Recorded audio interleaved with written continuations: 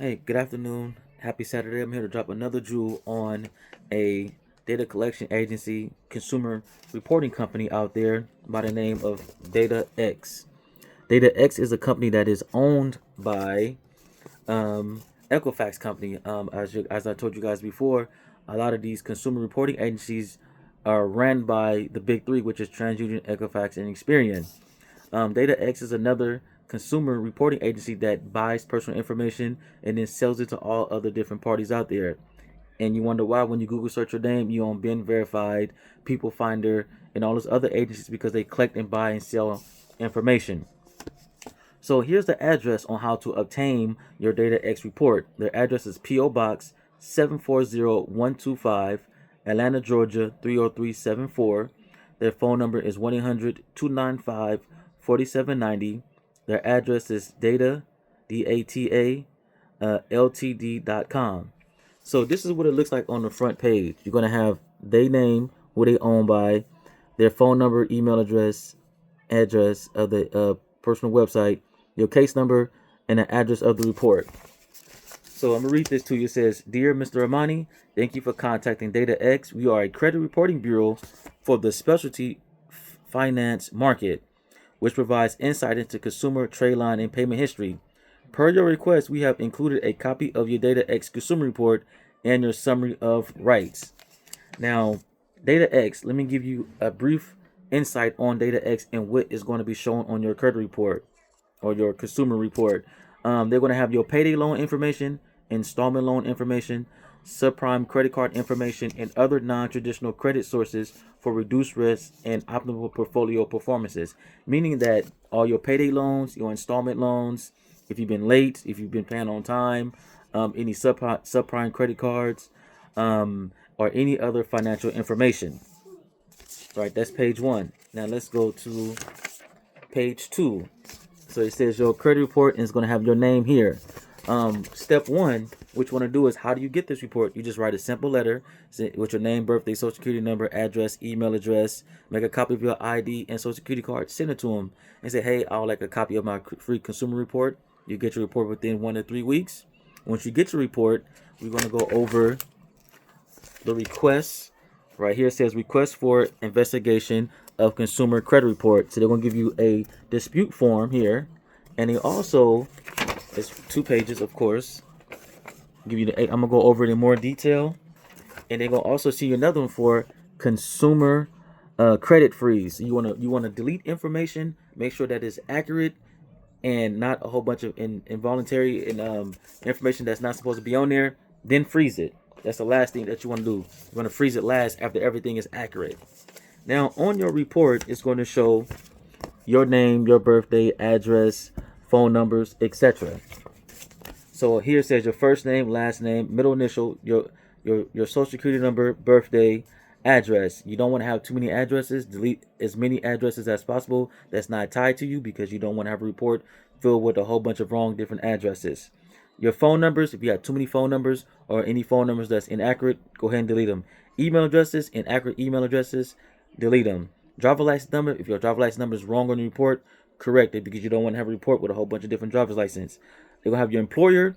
If that employer is not accurate or you don't work for that company, go ahead and delete it. And they're going to show your monthly income. If the income is not right, or if you don't work at the company, go ahead and delete it.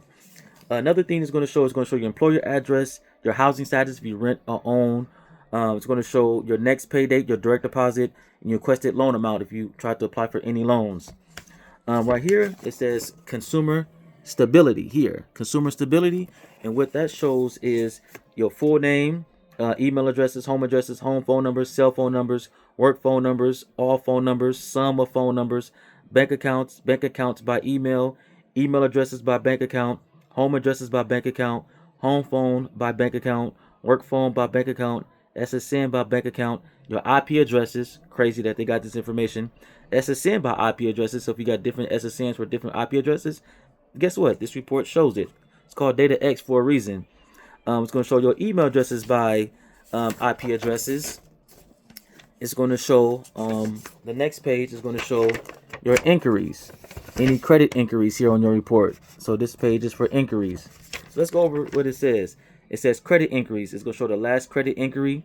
It's going to show the unique member inquiries, daily inquiries, application inquiries, like you've been applying for credit. It's going to show debt inquiries. As you can see here, it says, let's see here. It says debt inquiries. So let's go over that. It says debt inquiries. Last debt inquiry date. It's going to show how many trade lines you guys have, how many CR member trade lines, how many current trade lines, how many current trade lines computed, how many maximum open trade lines. It's going to show your last trade line dates, and then days since last trade line. Then right here, it says event type. As you can see there, it says event type, right? Under event type, it's going to show how many charge-offs you have, how many credit charge-offs you have, which results in, of course, bad credit, because it shows either 30 days, 60 days, 90 days, or 120 days late. The total amount of charge-offs. If you got 5 charge-offs for $1,000 each, that's $5,000 in total charge-offs. Predicted charge-offs, active trade lines computed, and open trade lines, open primary trade lines that's in your name. Now let's go to the next page right here. I'm gonna go over this next page with you guys here. It shows last payment disposition, last payment date, last payment amount, last payment type, last payment return session. It's going to show another event type right here for ACHs. So we're going to go over that. It's going to show your ACH returns, how many return checks that you wrote, non-sufficient funds returns, how many checks you sent out there trying to pay a bill or something, and you got a non-sufficient fees. It's going to show that amount. Non-sufficient funds returns, ACH debit attempts, first payment returns, payments completed, and payment returns. So how many bad checks you wrote, or how many checks you wrote to pay certain bills.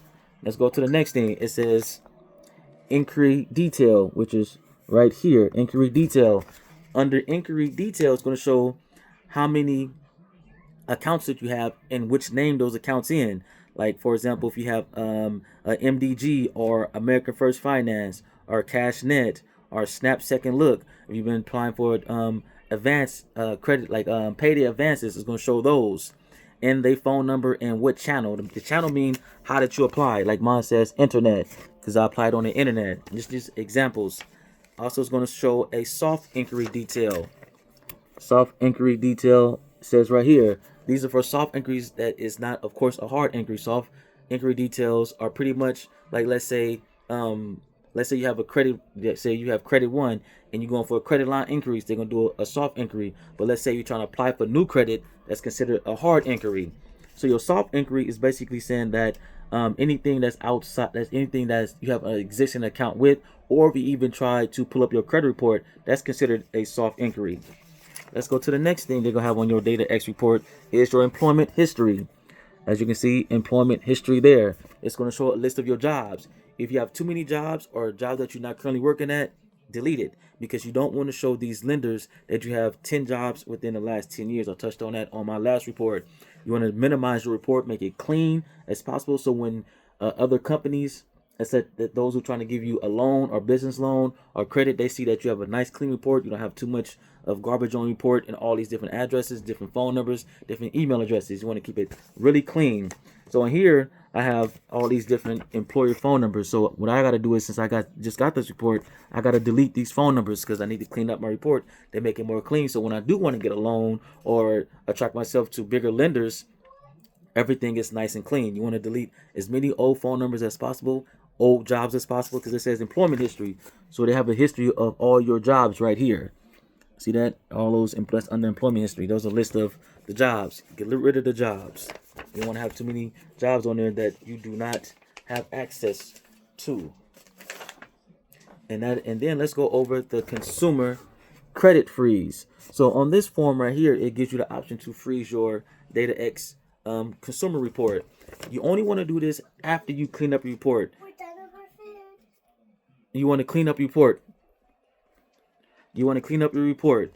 The reason why you want to clean up your report first and then do your Datax freeze is because you want to clean it up, make it look clean, and then freeze that information so that new and accurate information don't get dispersed to all these different agencies.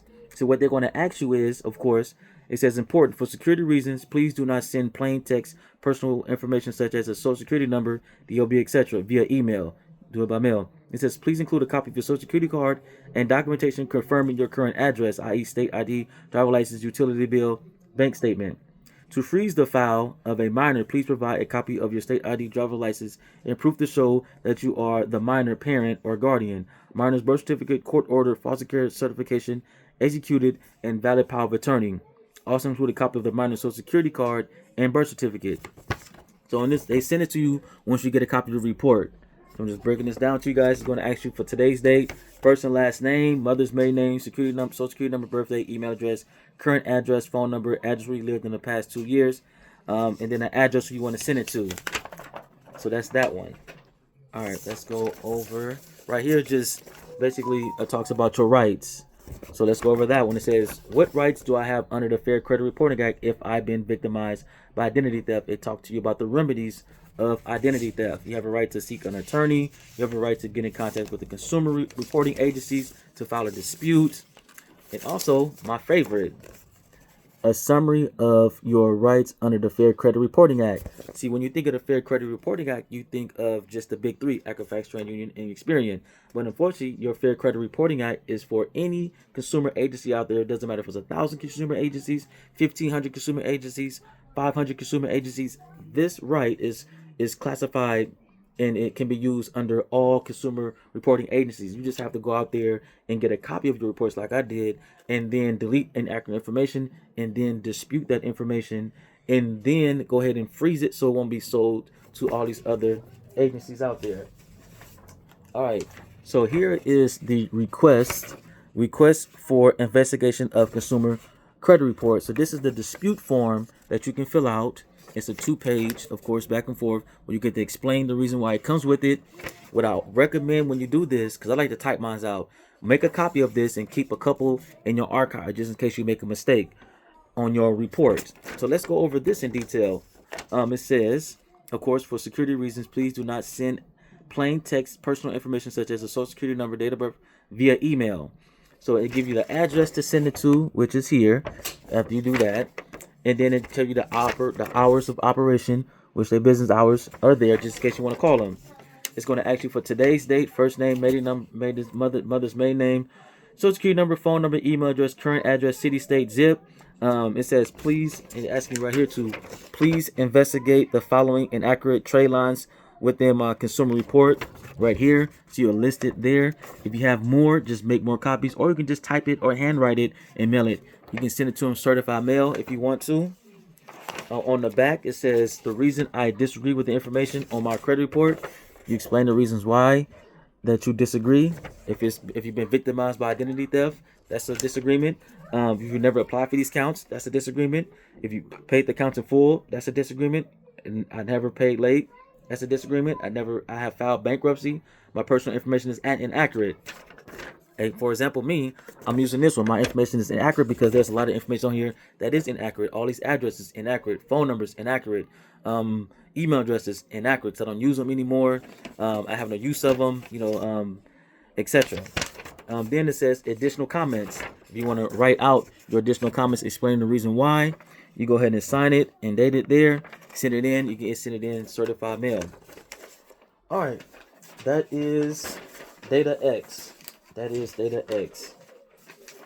All right, let me get all this together. So that is a copy of your Datax report.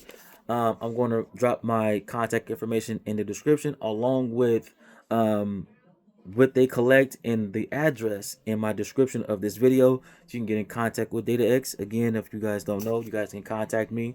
I will help you guys get these reports, help you guys fill out this information, break these things down in layman's terms. We can email each other. Eventually, once you email me, I'll give you my business number. We can contact on the phone. I'm not going to charge you anything to help you. I just want to see people do right, and then have a good report, and hopefully become successful. Again, this is Datax, which is an Equifax company. I'm gonna drop information in the video in the description. Get your report, clean it up, make it accurate as possible, then freeze it. All right, you guys have a nice afternoon.